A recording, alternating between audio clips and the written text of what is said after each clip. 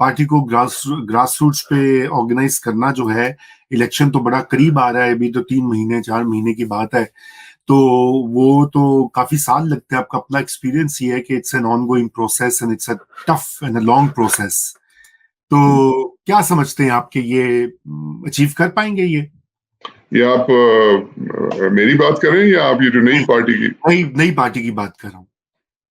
वो नई पार्टी तो रजा, वो नई पार्टी कैसे, पहले तो ये मुझे समझाना है। आई एम एक्चुअली, मुझे perhaps they need to elaborate more.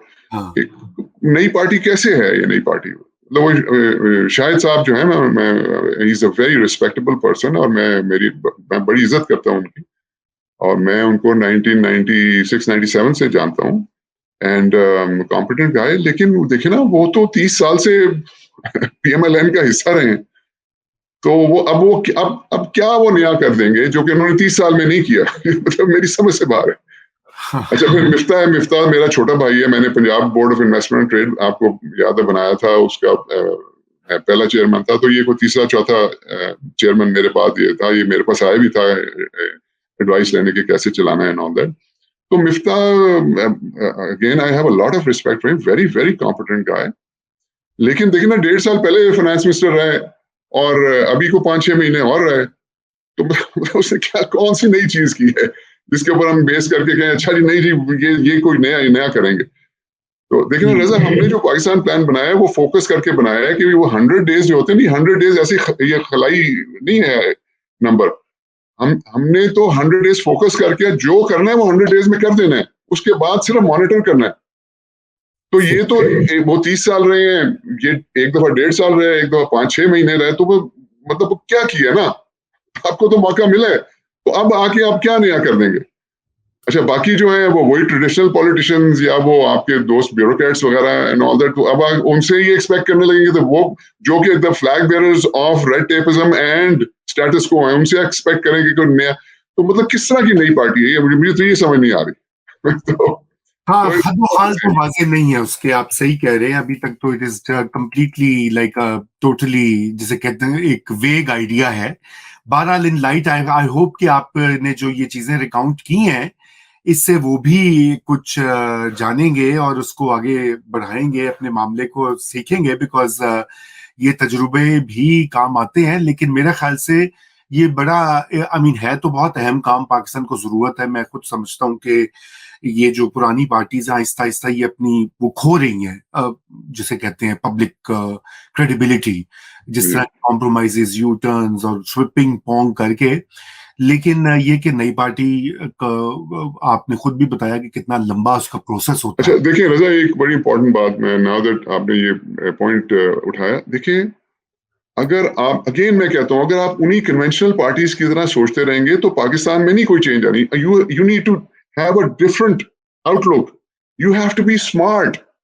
You have to be smarter than all of these people put together. You have to do something that has not been done by these people if you want to be unconventional, if you want to bring about a change. And this is a marathon. This is not something, it's not a 100-meter race.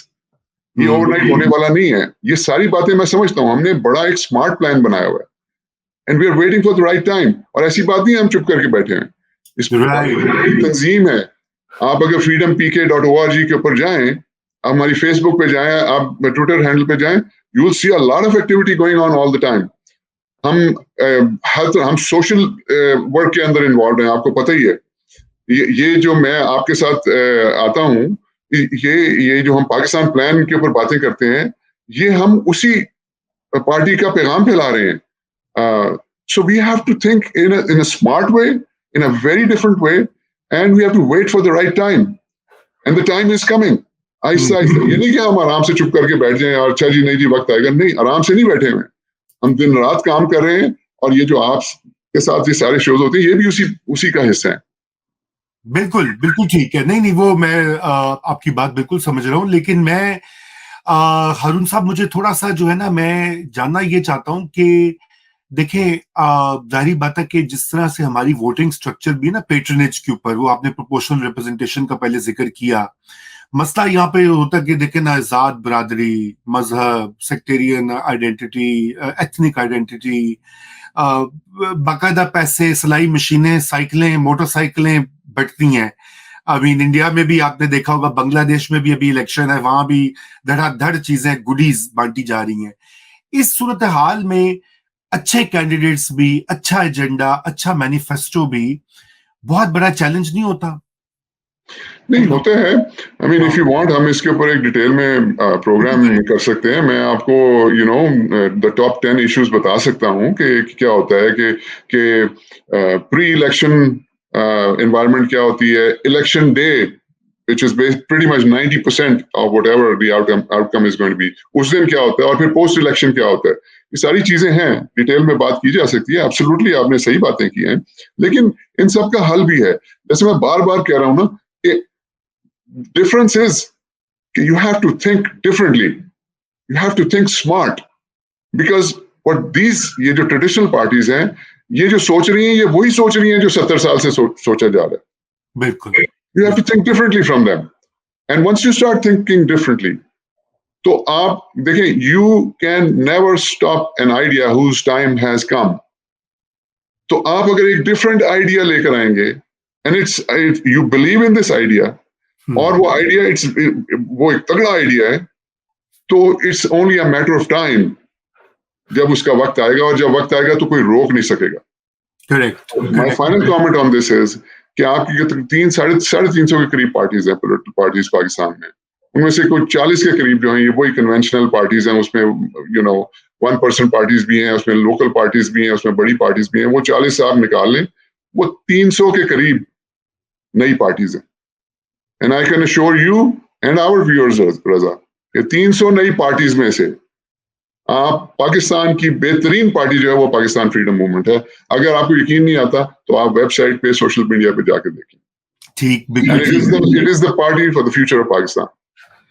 Okay, अब चंद minute रह गए हैं, तो मैं चाहता हूं थोड़ा सा, आपको पता है कि बहुत ही ट्रेजिक ईद मिलादुन नबी और 12 रबीउल अव्वल के दिन बड़े ट्रेजिक दहशतगर्दी के वाकयात हुए बलूचिस्तान, मस्तुम में और खैबर पख्तूनख्वा में भी, और सैकड़ों लोग जख्मी भी हुए, दर्जनों जानें जो हैं वो चली गई, कीमती जानें, बोथ सिविलियंस की और सिक्योरिटी एहलकारों की। और एक जाहिर बात है उसके ऊपर बहुत सी बातें की जा रही हैं, ये मिलिटेंट ग्रुप्स की और वगैरह वगैरह। वो तो अब देखना पड़ेगा गवर्नमेंट ऑफ पाकिस्तान को कि वो कैसे इसको चैलेंज को, लेकिन इसका जो एक इम्पैक्ट है कि आपको पता है कि बड़ी देर से ये बात की जा रही है कि फॉरेन इन्वेस्टमेंट जो है वो आएगी बलूचिस्तान में, उसके मिनरल्स के हवाले से। हमने भी थोड़ा सा इसके ऊपर जिक्र किया था आज से 2-3 हफ्ते पहले।